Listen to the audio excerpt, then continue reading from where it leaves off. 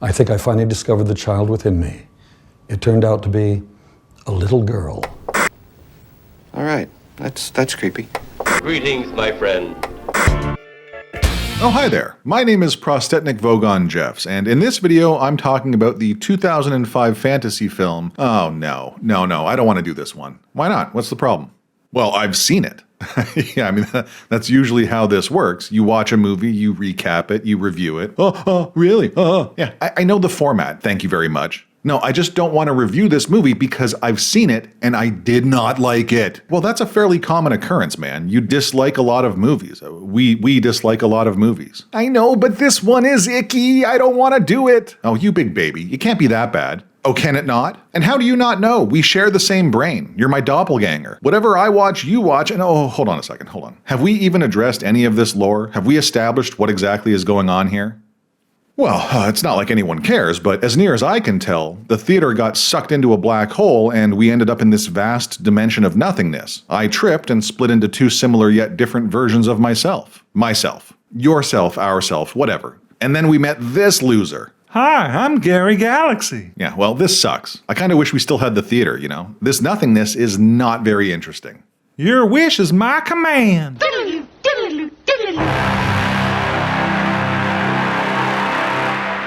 Ha! Look who's back. Oh, damn it. If I had known this was a package deal, I would have wished for something else.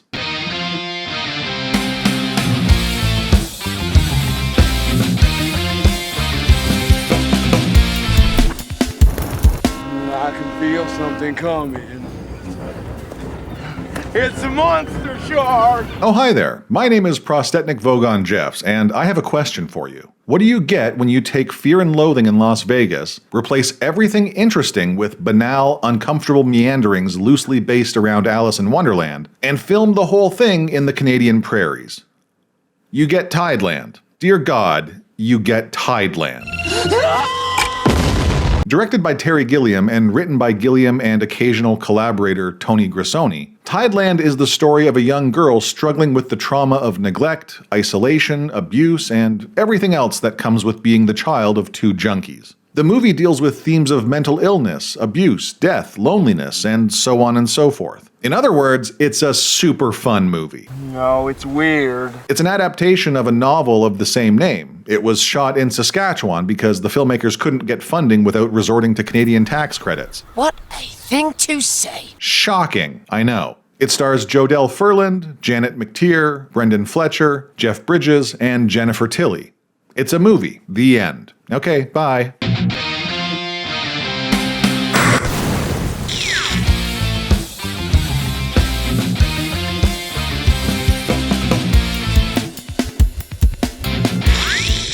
Whoa, you're still here? Jesus. Fine, okay, we'll do the regular stuff, but I'm warning you, I am not happy about it. If you want to see it, I don't know. Alright. Okay, well, this is going to be a quick one, folks. I mean, not the movie itself. Its runtime is just shy of 2 hours. Oh, for the love of baby Jesus! 2 excruciating hours that could have been chopped down to, no, I don't know, let's say half an hour. Jeliza Rose, who I will refer to simply as Rose from here on out, because Jeliza Rose is a stupid name. It's me, Jeliza Rose. Plays with some doll heads in the carcass of a crashed out school bus. She's elated by a swarm of fireflies. Great. Let's cut to a club where everyone is partaking in illicit substances and listening to Jeff Bridges sing on stage. The eyes of the Dutchman, it took it all in the day. Vincent Van Gogh came to Hollywood. I mean Noah. His name is Noah. He and his daughter Rose have dreams of moving to the Jutland Peninsula for one reason or another. Until then, i.e. never, Noah and his wife, Queen Gunhilda, will continue to neglect Rose and spiral deeper into addiction. That's right, Noah and Gunhilda are junkies. Noah's on the H train and his wife is a methadone connoisseur. Rose even helps her dad by packing his bags for his little vacations. Okay, seriously, how much of this movie can I even show without jeopardizing the channel? Just as a precaution, every time something controversial pops up, I'm gonna play something like this instead.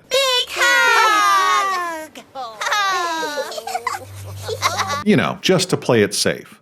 Noah passes out and Rose heads upstairs to massage her mother's varicose legs. Gunhilda exposits the fact that Rose was a junkie baby and gets pissy when her daughter tries to snag some of her chocolate. What the f*** are you doing? So Rose heads back downstairs and reads Alice in Wonderland on her passed out father's lap. At some point, she heads back up to her bedroom and falls asleep, only to be awoken by her strung-out father ranting about dead bog bodies or something gruesome like that. On his way out of the room, Rose spots a disturbing silhouette and freaks out, and then her mother overdoses on methadone and dies. Now we can eat all our chalk bars. Noah absolutely loses it. He believes that the authorities will take Rose away from him if they see the state of their home. They perform a panicked burial ritual for Gunhilda, and Noah tries to set her alight. Rose manages to convince him not to burn the house down. No, sweetie.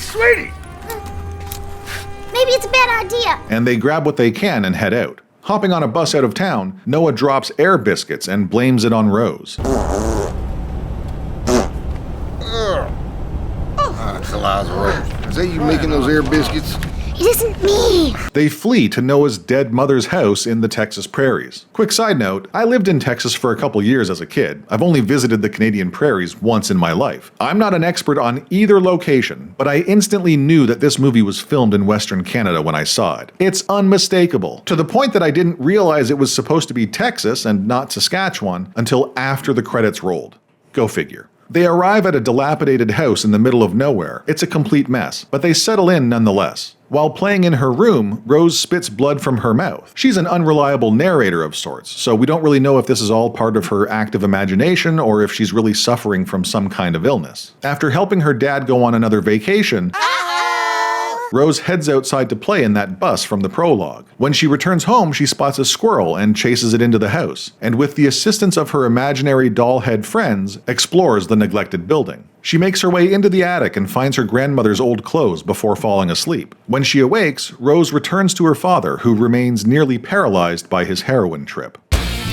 The following morning, Rose wakes up, but Noah does not. She's used to his drug comas, so she doesn't think much of it, and heads outside to revisit the crashed school bus because her imaginary friend Mystique wants to see the fireflies. I have to see them.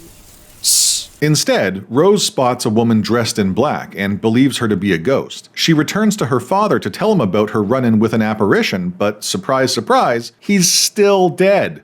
Rose plays dress-up and gets into her grandmother's cosmetics before bringing Noah's corpse in on the fun. She throws a wig on him and applies some makeup before heading back out to build an altar for the ghost woman, who, as it turns out, is very much alive. Her name is Dell, and she's an eccentric woman with a terrible fear of bees. One sting and I'm paralyzed, most likely dead. Because she was stung in the eye and bees killed her mother, I think. You know, it doesn't matter. Rose makes some one-sided plans to meet the strange woman again. I'll most probably come by here tomorrow. Around noon. She's desperately lonely, so any old friend will do. The next day, she hypnotizes her imaginary friends so that she can go out without them noticing and getting mad at her. Sleep, dear little ones. Sleep. Shh, kids. Rose heads back to the tree where she met Dell and plays with a rabbit. When Dell doesn't show up, Rose visits the strange woman's house and spies on her and her brain-dead brother, Dickens. She overhears Dell's plans to catch and eat the rabbit and bolts back to the rabbit hole to warn her fluffy friend. Better hide. Gonna eat you dinner. Back at the house, the other house, Rose's house, Noah's body is beginning to get a little right. What done here?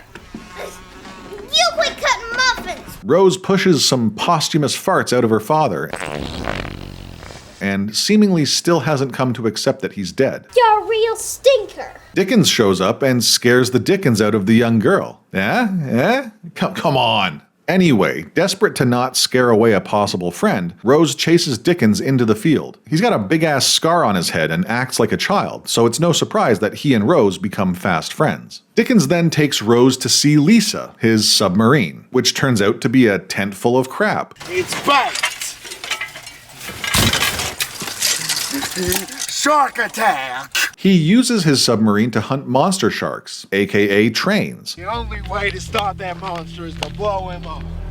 Rocks and spears don't work. And Rose fantasizes about her brave sea captain and his nasty pirate sister while spying on them from within the tall grass. Dell then flirts with a delivery boy and invites him into her witchy sex shack for a game of Bury the Broomstick. Rose sneaks in and spies on them, unaware of what she's witnessing. She assumes Dell is a vampire and runs away. Why'd you stop us? returning once again to the rabbit hole, where she accidentally drops and loses Mystique's head.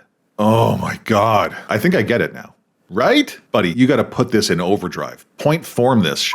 Yeah, you got it. Dickens and Rose hang out again. We find out that Dickens crashed the school bus. It got hit by a train or something. Dell catches them causing trouble. Rose falls down the rabbit hole, but not really, or maybe. Does not matter. Dell and Dickens do some taxidermy magic on Noah's corpse. More farts.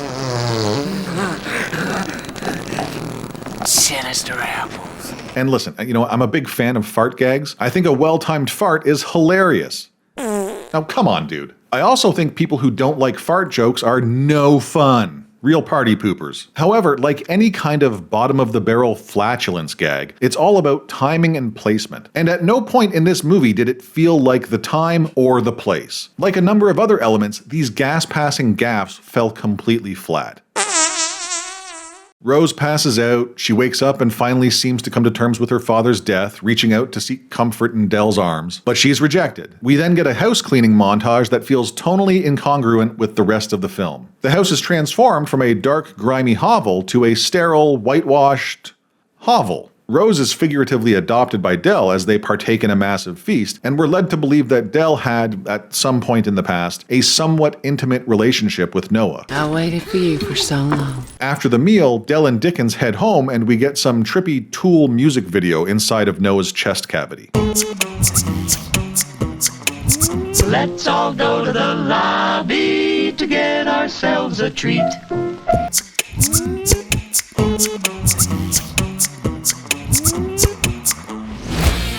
Rose sleeps next to her father's stuffed corpse and wakes to find Dickens sitting in her living room wearing a blonde wig. They play together and shit gets real weird. I think you're nice. No. Okay, yeah, you know what? I think we're done here.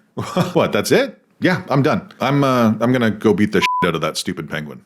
Okay, well. So it turns out that Rose's grandmother did some heinous stuff to Dickens when he was a kid. Some days I'll be here all day kissing with her. He's a bit too, slow to know what that means. And Rose is a bit too young. There's a bunch of innuendo thrown around using the word cutie as a euphemism. And the next 15 minutes is just a series of super uncomfortable and disturbing scenes about a 10-year-old trying to get a disabled man to show her his quote-unquote special secret. If it's shocking, it's because it's innocent. Thankfully, we get a momentary reprieve when Dickens instead shows her his dynamite. The end of the world. Dynamite. Not a euphemism. Oh my god, unless it is. Oh, Jesus fucking Christ. Fast forward. Fast forward! Dickens shows Rose his dead mother, who has been preserved just like Noah. And Rose finds out that Dell and her father were romantically involved. I'm Dell, and you're my daddy. We're married. Things are about to head back to Creepy Town, but Dell comes home and catches them in the act. No, Dale! She immediately blames Rose, and a fight breaks out. Dickens has an epileptic seizure, and Rose inadvertently crushes their mother's taxidermied head. She runs home and cries on her dead father until she falls asleep. A violent explosion wakes her up, and it appears Dickens caught his monster shark. He placed his dynamite on the train tracks and caused a derailment, injuring and killing a heap of innocent people. Rose wanders around the wreckage looking for Dickens, but to no avail. And then some random lady more or less adopts her as the fireflies descend. The end. Many of you are not going to like this film. Oh my god. I hate this movie with every fiber of my being. I'm lucky I'm alive.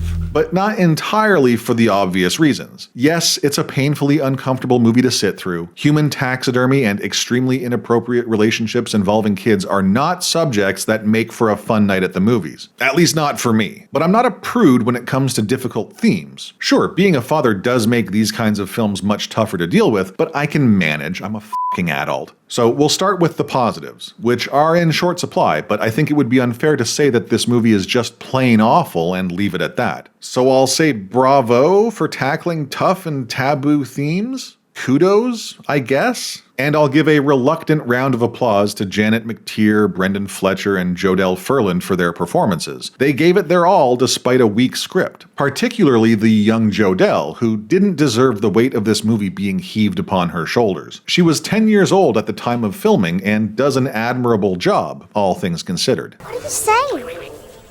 I don't understand what you're saying. The less said about Bridges and Tilly, the better. Jeff Bridges is a charismatic person, so he's still watchable, but he is by no means at the top of his game in this one. And Jennifer Tilly is just instantly forgettable. Both of them seem to be cashing paychecks here, and not much else. I don't care.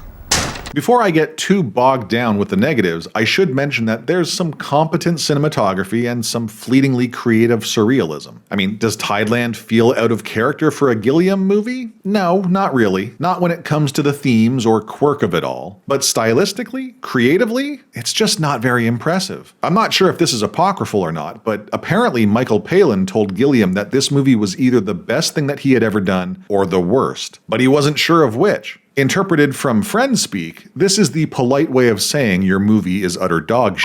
Dreadful, isn't it? The film is 90% boring and repetitive prairie prancing and 10% fantastical weirdness. Those numbers should have been flipped. Hell, just give us a 50-50 split. There were some genuinely interesting glimpses at what this feature could have been, like the dolls inside of Noah, and some occasionally surreal shots that instead feel tacked on or out of place. We just get Gilliam's over-reliance on handheld cameras and Dutch angles, his stylistic lipstick on a pig, covering for the fact that this movie is just downright boring. You know, I'm convinced that if this movie didn't have Gilliam's name attached to it, no one would have thought twice about it. Even with his name, the movie all but vanished into the ether of forgotten media. Make no mistake, this is no Time Bandits, or Brazil, or Baron Munchausen. Watching Tideland is like hanging out in an insane asylum for 2 straight hours, and not in that fun 12 Monkeys kind of way. It's like listening to a 10-year-old doped up on pixie sticks and Coca-Cola try to recount a coherent story.